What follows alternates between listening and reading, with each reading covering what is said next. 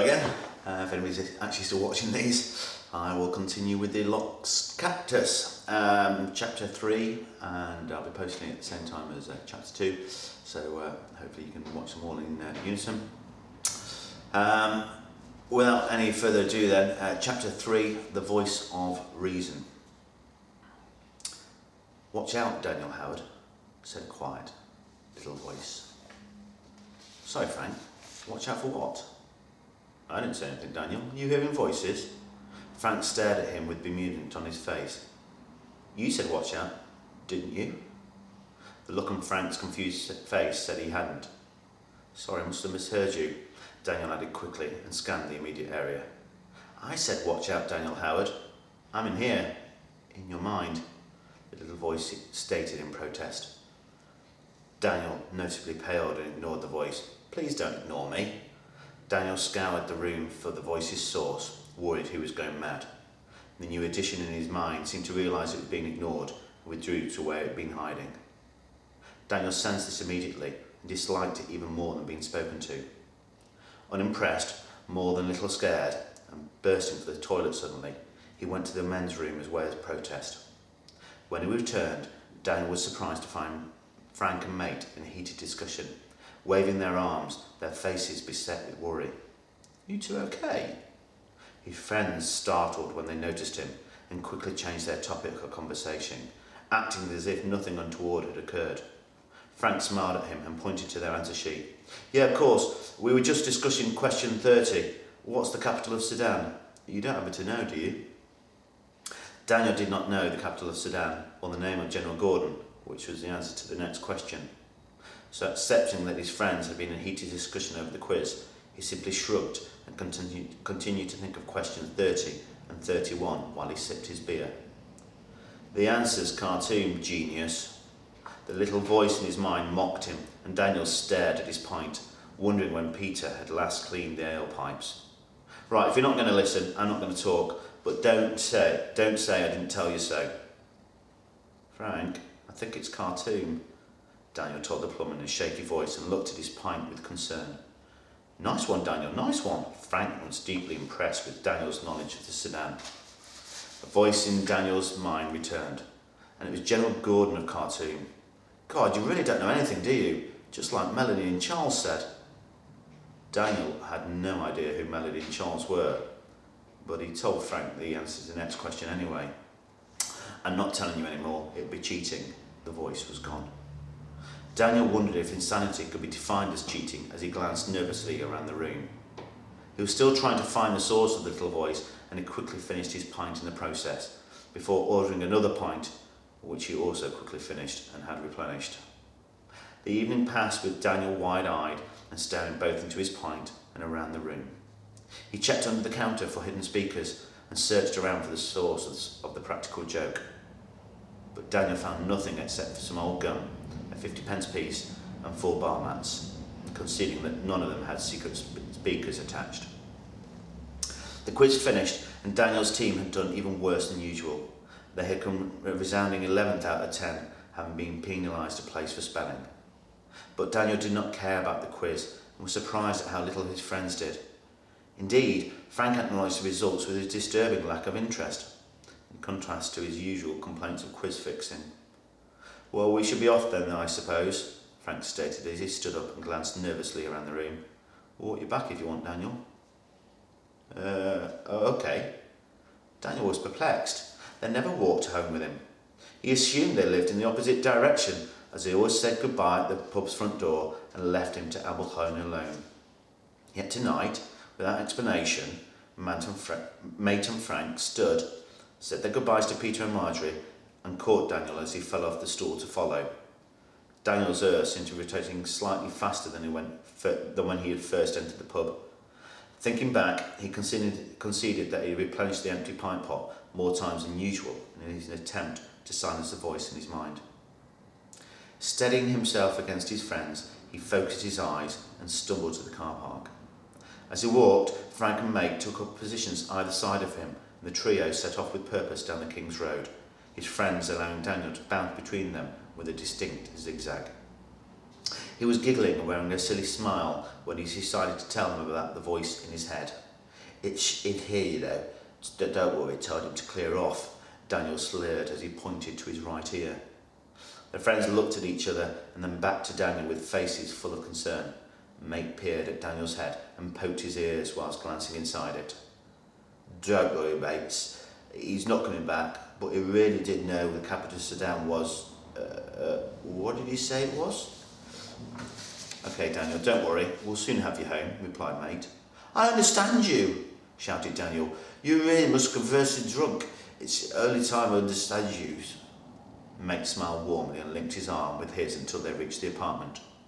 "Well, good night, guys," Daniel slurred as he turned the lock in the door and stepped safely inside. Daniel did not look back as he lurched upstairs to his little flat, struggling with the key and locking the door behind him with equal difficulty. He then wobbled into the lounge, tripped over the sofa and, after struggling upright, began to close the curtains while peering outside. Frank and Mate remained outside his apartment complex. Stupid gits, they're lost. He watched giggling from his vantage point as his two friends continued in debate for another minute until, conversation over, they walked away in different directions. Frank continued down the King's Road before disappearing from view. Mate walked back the other way and sat down at the bus stop 100 yards away. "They're so lost," Daniel hiccuped. "Very strange evening this, though." Daniel slurred his words as he closed the curtains and then zigzagged to his bedroom before getting undressed for bed. Daniel had started to brush his teeth, some of his nose and an ear, when he was interrupted by a squeal of tyres and raised voices from outside.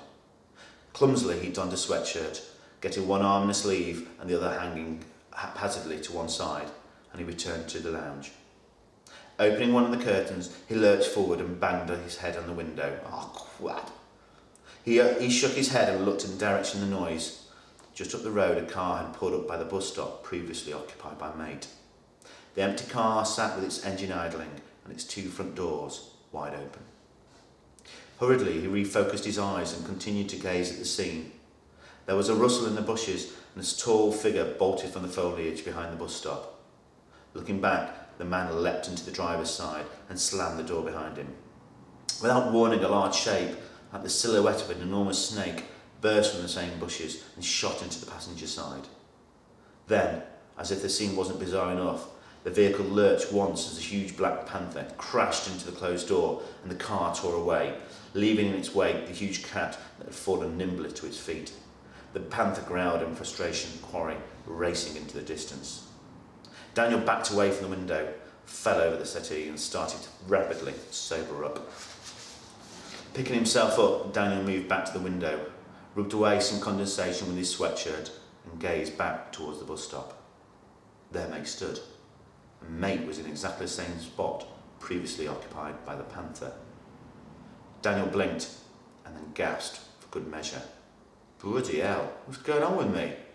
Am I going mad, or did Mate just turn into a panther?" His voice was hoarse with fear and he asked nobody but his reflection in the window. "You're not going mad, and I told you so." The little voice had returned. "Oh, crap." His mind started to do cartwheels. "Just watch what happens, will you?" The little voice pleaded with Daniel before adding in a displeased tone, "Are you drunk?" He was. Daniel continued to watch the scene below as ordered. His body froze into the spot. Suddenly Frank rushed around the corner and ran up the road to where Mate stood, dusting off his trousers, wobbling on his feet. The pair then stood under sodium light in animated discussion, their arms replicating the earlier performance in the Dog and Duck. Worrying for Daniel, they frequently pointed back at his apartment complex. Abruptly, the debate concluded and Mate ambled off down the road, zigzagging as Daniel had done a few minutes before. Frank sat down at the bus stop and appeared to be getting his breath back. "Not as fit as you think, chubby," said Daniel quietly to himself. Frank looked straight at him. Daniel quickly closed the curtains and stood well back from him, his heart pounding loudly in his ears. Had Frank really just heard him? That was impossible. Daniel peered back through a small gap in the curtains while his heart raced like a steam train. He watched, mouth agape, as Frank promptly stood up and walked up and down the street as there was a guard defending a palace. The window misted again as Daniel's heavy breathing deposited moisture on its surface, and he quickly wiped it clear. But before he could see out this time, Frank had disappeared. Daniel furtively scanned up and down the street. Still he could not find the old plumber. Opening the curtains fully, there was no evidence of Frank, and Daniel stood back as a little voice in his mind spoke again. Told you to be careful, didn't I? And before you ask, I won't go away. I want to take some paracetamol. I think you're going to need them. Oh, crap, what's going wrong with me? Nothing. You're a bit drunk for sure, but there's nothing wrong with you. Daniel groaned, closed the curtains and made for his bedroom where he lay in the bed shaking. He tried to piece together the evening's strange events.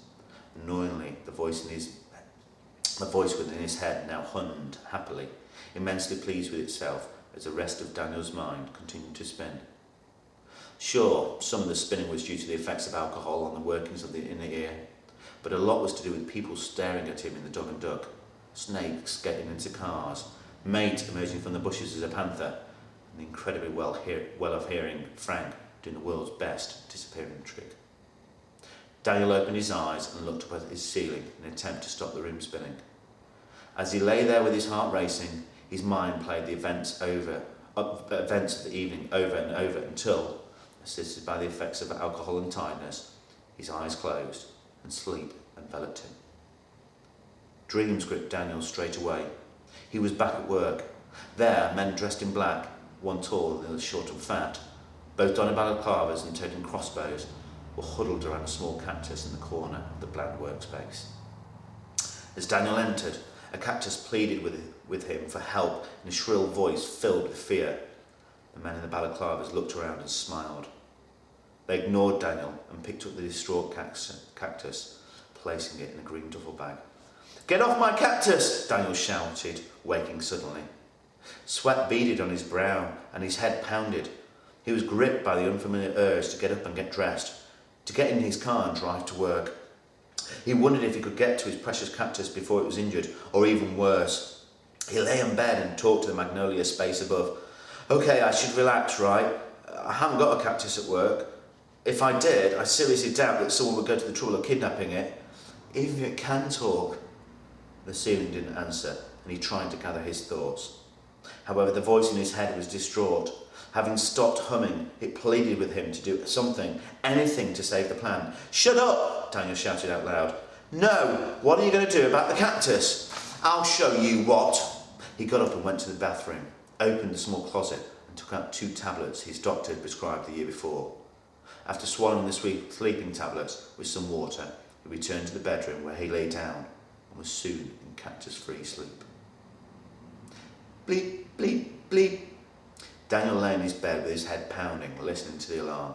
He glanced around the room with inquisitive, bloodshot eyes. Good. No more voices in my head. Excellent. He made the statement to himself, the ceiling and the voice in his head, if he could hear him. Receiving no reply, Daniel quickly decided to put the previous night's events down to a rather dodgy pasta sauce and promised not to buy food with a salt count higher than the North Sea. Getting up, he swayed on his feet, grasped the bed, and decided it would be prudent to take the bus to work that morning.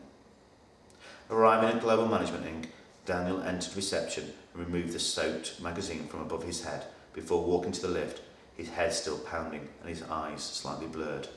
"Morning, Danny. Beautiful day, isn't it?" read the security guard beamed from behind the reception desk. Daniel replied with a simple nod of his head, but pleased with familiarity. He was very happy with the particular lack of excitement that morning. "Going to save the world today?" Probably not this morning, Ray. No. "Okay, well, good luck." Daniel ignored Ray, walking quickly to the glass lift and entering the elevator as usual. "Morning, Daniel. Going up, I see," said the automated American voice. That was different. Decidedly odd. Did the lift really just call him by his name? Daniel stared at the steel and glass conveyance. "Floor 3, have a nice day." Back to normal. The lift opened its door and allowed a relieved Daniel to exit. "Bye, Daniel." He stepped out in alarm and staggered away quickly in case the lift spoke to him again. To his relief, he descended to pick up its next charge. Daniel regained his composure and put the encounter down to the stress of the previous night. He muttered to himself as he walked to his office, Pass all the pictures of happy snowboarding holidays. Phew, same. Oh crap. That's the end of chapter 3. Hope you enjoy it. Chapter 4 will be up by Sunday. Thanks very much.